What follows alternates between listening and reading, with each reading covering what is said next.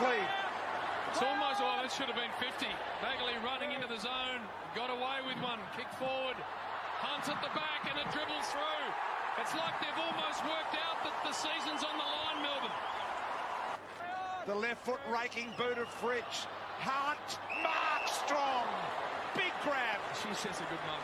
Lockhart. Little give Petrarca to Brayshaw. Brayshaw right into that hot zone. In front, McKenna couldn't hold it. Melksham. Kolodjasny. Hunt. Open goal.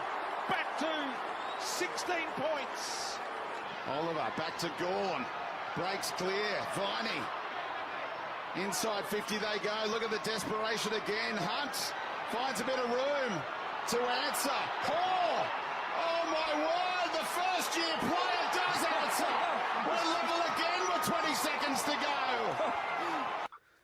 Our guest tonight has made the successful transition from the half-back line to cement a position up forward for the D's.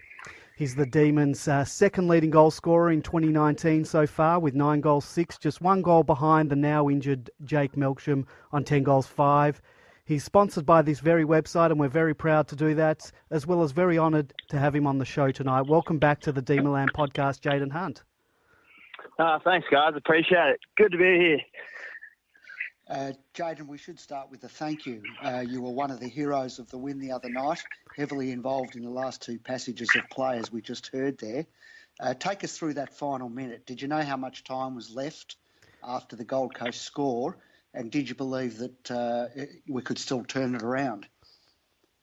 Yeah. The runner, Daniel Cross, got out and told us there was about 20 seconds left. So when Marty kicked that goal, so we knew, we'd have one more chance at it if we won the centre clearance. And, we were clearly trying to win. Gold Coast looked like they were actually playing for the draw with their setups. But, we would do or die. We just wanted to win. What was going through your mind in that dying seconds when you collected the ball on the 50-metre line? For a second, it appeared as if you were going to kick it long and deep, but you must have heard the call from Marty Hall and you dished off a beautiful handball, which obviously resulted in the levelling goal. So what was going through your mind in that play? I was just trying to... We always got told to keep calm in those pressures. There's always chances to win the game. So, I knew someone, if I just kept on looking forward and looking for an option, someone would bop up. And then, I saw Marty out wide. And, luckily enough, hit the handball well. And we all know how good a kick Marty Hall is. So I would have backed him every time. And, he nailed it as his first goal, which is pretty good. Has it been a bit of a problem not having the runners on the field as much? Have you noticed? Have the players noticed that as being an issue? Not being able to sort of coach you guys. Has that been a problem?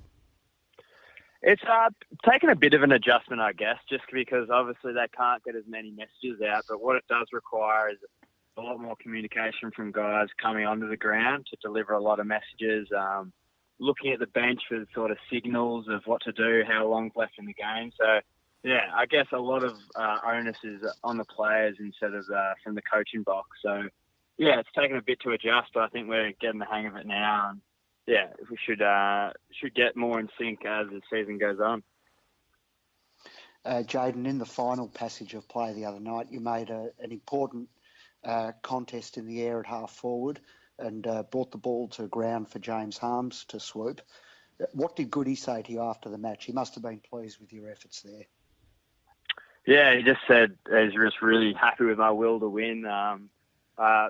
I value myself as a pretty competitive guy, so when the high ball went up, I just decided I just need to crunch this pack because we got numbers on the ground, which I was able to do.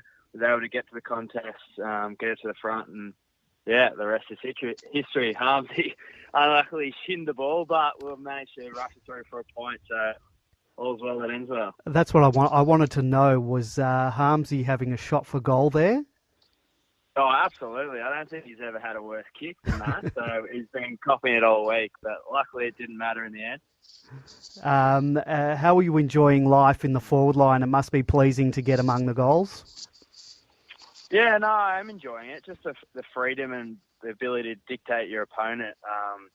Also, you can get your fellow forwards in play as well. So I love sort of giving them goals as well and getting up and about. So, change your role, but I like to think that I've got that defensive bone that I can also bring into the forward line and really drive that pressure that we've been putting on. So, yeah, hopefully, obviously our forward connection hasn't been up to scratch even, especially on the weekend. So hopefully we just keep on improving in that. And, yeah, one of these games is just going to click and we'll go from there.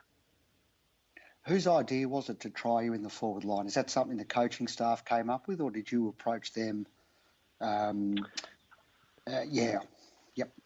Yeah, I've always thought I've had the versatility to play it, but yeah, Goody just rang me during the JLT before the second game just to say, we're going to give you a shot up forward. We just think it suits you well, so give that a go. So I actually played a few years ago, my second season at the club, played as a high half forward as well. So I had done it for a few games, but not for a few years now.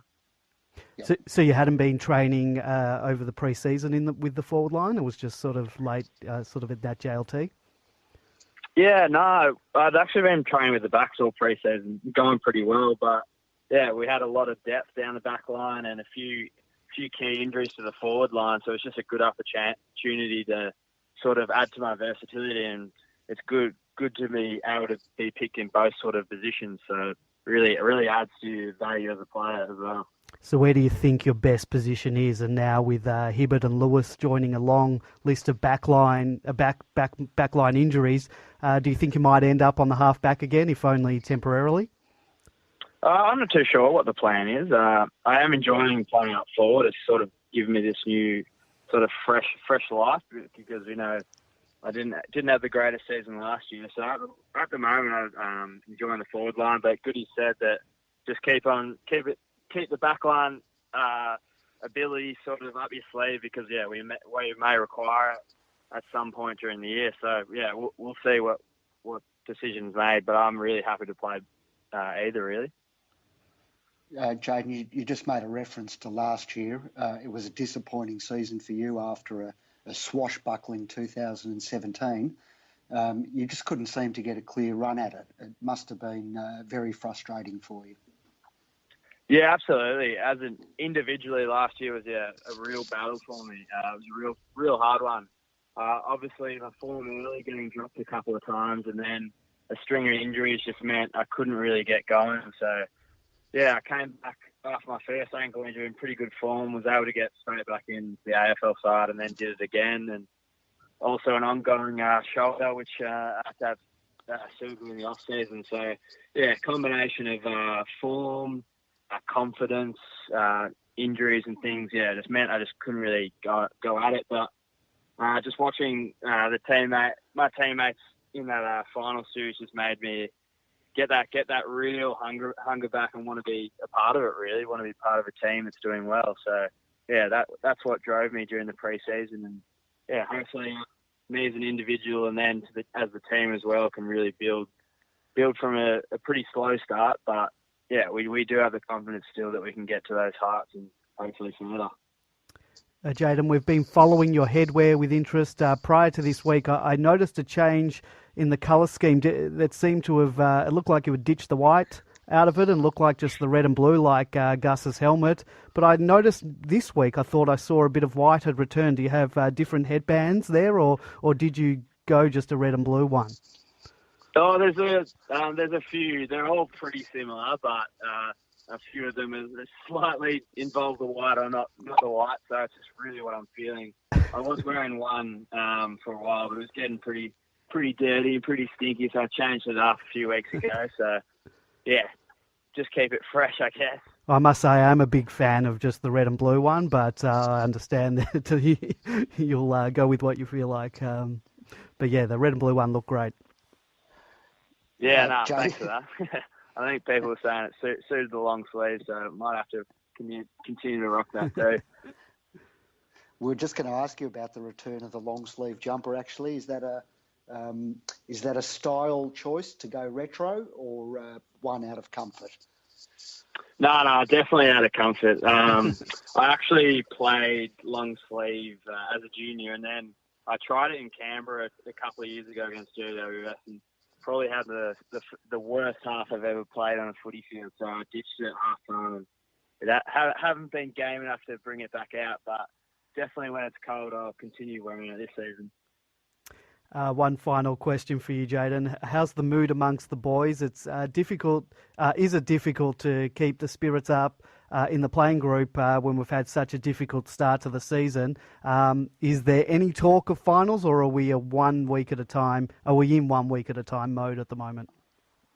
Yeah, sort of 2 weeks ago, I think we were 1-5.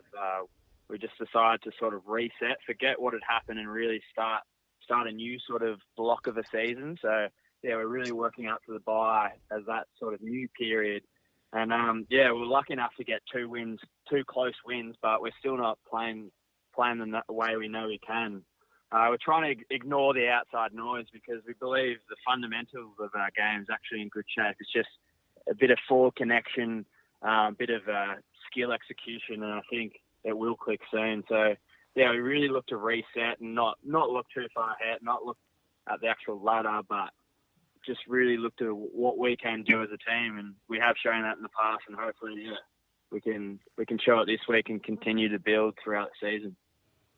Well, we want to thank you for joining us tonight on the Demonland podcast. We really appreciate your time, and we wish you all the best for the rest of the season. And hopefully after this week, you are leading the goal kicking for the Ds. Yeah, we'll see. But, yeah, thanks for having me in, and, yeah, always a pleasure. All right, thank you very much.